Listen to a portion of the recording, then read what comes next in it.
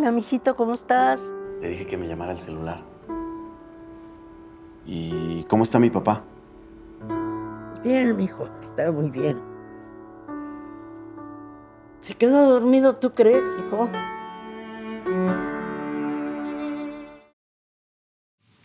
Empezó con una historia de hacer como algo más contemplativo. Una mujer que esperaba. Y le fui agregando elementos. Entonces ya era una mujer que espera a su hijo, que no vive aquí. Le agregué la edad, o sea, le subí la edad. Todo esto para hacer una historia más interesante, ¿no? Para tener como elementos dramáticos que hacen que uno pare mejor la oreja. Y finalmente esto me llevó, o sea, de repente la misma historia, bueno, a esta historia le agregué una anécdota de mi madre, que fue, mi mamá no vive en la ciudad, vive en un pueblo cerca de Tehuacán, y ella en algún momento se hizo una puerquita y bueno, siempre decía que como no le hemos dado nietos, esa era su nueva nieta. Entonces realmente tenía una relación bastante fraternal, bueno, de madre e hija con la puerquita, y la cuidaba y la bañaba, y cuando hablaba con ella me contaba, ¿qué crees que hizo la puerquita? Entonces, pues me llamó mucho la atención esa relación y decidí tomar esa anécdota y pegársela a esta señora que espera a su hijo. Y entonces ya fue como creciendo, y la misma historia empieza a exigir cosas, ¿no? Exacto, uno pregunta, bueno, ¿a dónde va? Y la idea era, la premisa de la película siempre fue hablar sobre, bueno, no siempre fue, la premisa de la película era hablar sobre como el despropósito, ¿no? Entonces el mismo personaje, su propósito en la vida era cuidar de algo, de alguien, y la película empieza cuando ya perdió a la última persona que cuidaba, ¿no? Entonces la idea era, bueno, si voy a hablar del despropósito y ver de qué manera el personaje o lo recupera o lo pierde, ¿no? Entonces así fue como este puerquito hace que lo recupere, pero bueno, más adelante ya no tanto. Y ver cómo el personaje tiende a como evolucionar y a cambiar, ¿no? Porque originalmente el final, ese no era el final, ese final realmente fue lo último que agregué. Y era una caída libre, o sea, entonces más bien decidí que no, o sea, quería que el personaje sí encontrara el propósito. Entonces yo creo que la pieza final del guión fue la última página que es, bueno, no, las últimas 2 páginas, que es, bueno, Esmeralda encuentra el propósito en ella misma. Entonces, bueno, esa... Por 2 causas, mira, por la complejidad del personaje, por la sencillez, entre comillas, de la historia y la belleza que esto implica, ¿sí? Por la nostalgia que se respira todo el tiempo, por la nostalgia por un ser amado que ya no está, por la nostalgia de un hijo, que yo también tengo hijos viviendo en otro país, ¿sí? Que lo vivo en carne propia, de una manera muy profunda. Mira, los personajes dicen por ahí, un gran maestro de teatro que amo y admiro profundamente, te buscan. Y está en reconocerlo. Y Esmeralda y yo tenemos que encontrarnos. Gracias a Eje. Sí, porque me dio la oportunidad de explorar en mí misma, de tratar de justamente es muy padre, me encanta la idea de Eje, que no fue gratuita, que al final le voy a agregar esto, simplemente la historia se lo va pidiendo, el personaje lo va pidiendo, ¿no?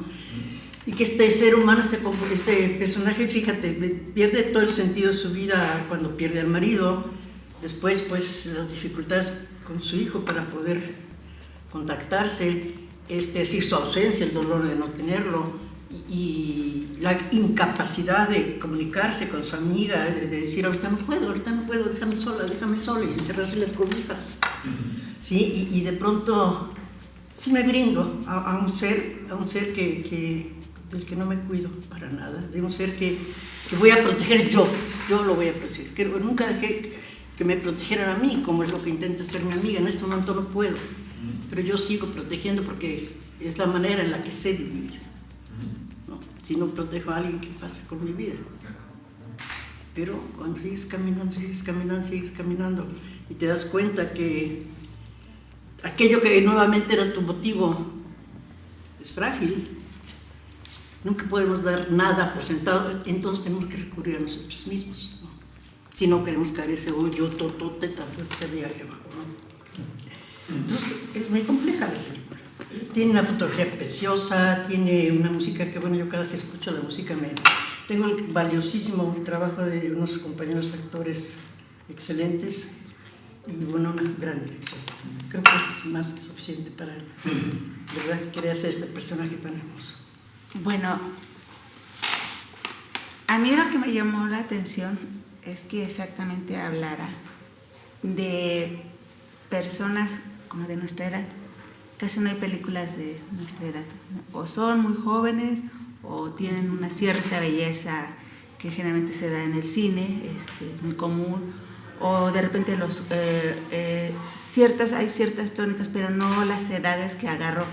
Entonces para mí sí realmente fue así como, dije, un personaje que está hablando de esta edad, que está hablando aparentemente de algo muy sencillo, pero muy profundo, que tiene que ver con esta cuestión exactamente, y que me gustó de la película, que lo hablamos mucho, de esta mujer, porque también la otra, a pesar de tener de estar acompañando, también tienen no es una resignación, es estoy vivo, estoy aquí, tengo esta edad, no como de repente dicen, es que a esta edad tú ya deberías como dejar casi el camino a los jóvenes, ¿no?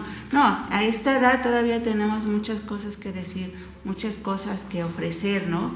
Y la primera es vivir y ver lo que hay en el entorno, pese a que lo que hayamos pasado es estar ahí en el momento, ¿no? Entonces, de hecho, eso fue lo que a mí, cuando me dicen, ¿sí te quedas? Entonces yo hice la sonrisota así. Dije, es algo que, como dice Conchita, pues a lo mejor te tocaba, ¿no?, estar ahí, ¿no? Y yo sí agradezco bastante que haya hecho un guión así, que además tiene muchas cositas que tienen que ver con mi familia, digo, porque vengo de una ciudad, de un pueblo, en donde mucho de esto que ocurre en la película sigue ocurriendo. O sea, la solidaridad, el acompañamiento, el velar por alguien que sabemos que lo queremos, pero que está pasando por un momento difícil, y hay que estar ahí, hay que llevarle comida, ¿no? Dice mi mamá que todo se arregla con un buen platito de sopa, ¿no? Y generalmente las mamás te hacen eso, ¿no? Tómate una sopita cuando tienes calentura, entonces te vas a componer, y la comida te da sonrisa, ¿no? Es algo hermoso, ¿no? Entonces esas son todas las cuestiones que en este guión a mí me encantaron, ¿no? Y yo amo Puerquito. ¿Sí? Pues yo, escuchándolos a mis compañeros, es muy interesante el proceso, porque pues, leí el guión y me pareció una historia muy linda, entrañable. Primera, siempre es un honor ser parte de una ópera prima del CCC, ¿no? El CCC es una de las mejores escuelas del mundo. Yo tuve la oportunidad de estudiar un seminario acá, en fin, hay mucha relación con él, y me parece siempre que es un lugar maravilloso para hablar de temas que nos importan, y por supuesto, pues las maravillosas actrices eran el pretexto perfecto. Y después, durante el rodaje, uno empieza a reflexionar, y ahora que hemos estado platicando, llegan otras reflexiones sobre el tema de la película. Y yo pensaba que también es, bueno, como tú lo planteaste también, es una historia de amor, ¿no? Pienso que la capacidad de amar de Esmeralda, ¿no?, es tan grande, y es un proceso, pues se entrega a su esposo, se entrega a su hijo, después se entrega a la Puerquita, y al final ese camino de entrega y de darse a los demás la lleva a sí misma. O sea, ese camino, digamos, de dar, llega un punto en el que la lleva a sí misma, y pues encuentra su libertad y la libertad de los demás, ¿no? Porque en este caso pues le obsequia de alguna forma libertad a su hijo, de ya no estar ahí enganchados en algo que debería de suceder y no sucede, ¿no? Entonces me parece que en ese sentido pues es muy lindo, ¿no? Ser parte de una historia que hable de la capacidad de amar, ¿no? De la necesidad de amar, sobre todo en estos tiempos, que creo que es importante hablar de estas historias un poquito más cercanas, que hablen de nosotros, de nuestras necesidades. Bueno, yo por ejemplo extraño mucho ese universo que representa a Esmeralda, ¿no? Pues soy alguien más criado en las ciudades, ¿no? Pero mis papás fueron campesinos, una relación con los animales y la naturaleza muy a como lo vive Esmeralda. La comida, por ejemplo, yo hasta el momento no he comido, no como en mi casa, ¿no?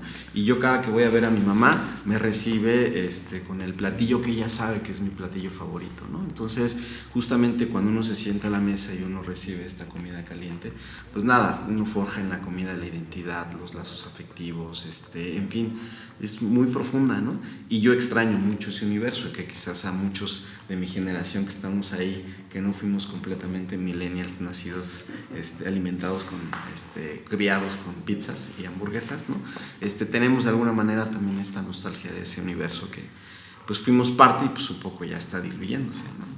Durante la escritura, bueno, hubo que hacer, bueno, me interesó, o sea, para nutrir esta historia, parte del proceso fue hacer investigación, y esta investigación, durante un rato estuve, bueno, durante algunos meses me tocó por cuestiones de trabajo estar yendo a Oaxaca mucho, a comunidades y demás, y digo, es muy sabido en todas esas zonas algo que le llaman tequio, y en eso consiste, ¿no? O sea, el tequio es en una comunidad, todos nos ayudamos, y si hoy te puedo ayudar a ti en algo, mañana alguien me ayudará a mí, y así es como funciona, ¿no? Y por ejemplo, justo en estos pueblos donde ya no hay gente, porque ya muchos migraron, el tequio sigue funcionando, aunque no estén, siguen enviando dinero para la fiesta del pueblo, o tantito llegan aquí, están 2 semanas vacaciones, ayudan a poner una siembra o ayudan a levantar algo, a armar un corral. Y en ese sentido, la propuesta aquí era justo, aunque se toca el tema de la soledad, en el caso del personaje de Esmeralda, no era tanto hablar de un personaje que está solo, porque en realidad hay una serie de personajes que la procuran y que la cuidan, porque, bueno, un poco hablando de la perspectiva, de lo que hay atrás de este personaje, pues era hablar de que era una maestra, su esposo eran maestros, entonces, o sea, son personajes que tienen cierta relevancia dentro de ese pueblo, que todos se conocen, y entonces, al verla triste, pues bueno, todos tratan de ayudar, ¿no? Y eso a veces no, el tequio es así, o sea, funciona, es lo que hace que aún las comunidades, aunque haya poca gente, se mantengan todavía unidas, ¿no? Yo creo que tiene que ver con los valores de nuestra sociedad ahora, ¿no? O sea, cómo hemos ido evolucionando o cambiando, por no decir evolución, cambiando como sociedad, y nuestra relación con los Estados Unidos pues ha generado otros valores, ¿no? Es decir, por un lado el hijo lo vemos trabajando todo el tiempo, sin tiempo, y sin embargo pues parece que es muy profesional, es muy eficiente y funciona ahí, ¿no? Pero pues su necesidad vital en ese momento está en trabajar y salir adelante. Obvio tiene una situación que no puede regresar a ver a su mamá por una situación legal migratoria de que tiene que cumplir un periodo de tiempo sin salir de Estados Unidos, ¿no? Y por otro lado pues vemos este universo en donde justamente creo que la solidaridad es uno de los elementos que están ahí presentes, ¿no? Que para mí creo que es una de las vocaciones. Decíamos hace rato que esta película está cocinada con 4 de las vocaciones para mí esenciales de los mexicanos. Una de ellas es el cine, ¿no? Así como para los argentinos el fútbol y para los ingleses el rock, para los mexicanos algo por ahí nos sale el cine, la cocina, ¿no? Que pues por algo somos uno de los países con mayor cantidad de diversidad y riqueza gastronómica, la solidaridad, ¿no? La prueba fue ahora el 19 de septiembre y casi siempre en temas así podemos odiarnos y tener relaciones vecinales un poco ahí no tan buenas, y en esos momentos somos capaces de salir, cosa que muchos se quedan así sorprendidos por el fenómeno de esa vocación solidaria, ¿no? Y por otro lado, pues sí, el fenómeno migratorio, que pues ya es parte esencial de nosotros, estas relaciones de distancia, rupturas familiares, pero por otro lado, también nos ha enseñado algo positivo, que es la independencia emocional. Nuestras familias nucleares mexicanas son así de, si te vas me muero, ¿no? Y así están el cine mexicano construido de esas historias, ¿no? Y sin embargo, en ese sentido positivo, pues nos da esa lección de que también se vale ser independientes y no se vale que la mamá esté diciéndole al hijo te extraño, o que la mamá se muera porque el hijo no está, ¿no? Sino se vale vivir su propia vida cada quien, como cada quien la entiende y como cada quien en la vida nos dé esa oportunidad. Es muy amplio, pero bueno, en ese sentido a mí me gustaría cerrar, porque creo que es una reflexión y un reflejo un poco de lo que estamos viviendo como sociedad, ¿no? Pero desde una perspectiva no estridente ni violenta, sino también de las cosas, diría el Chicharito, chingonas que tenemos.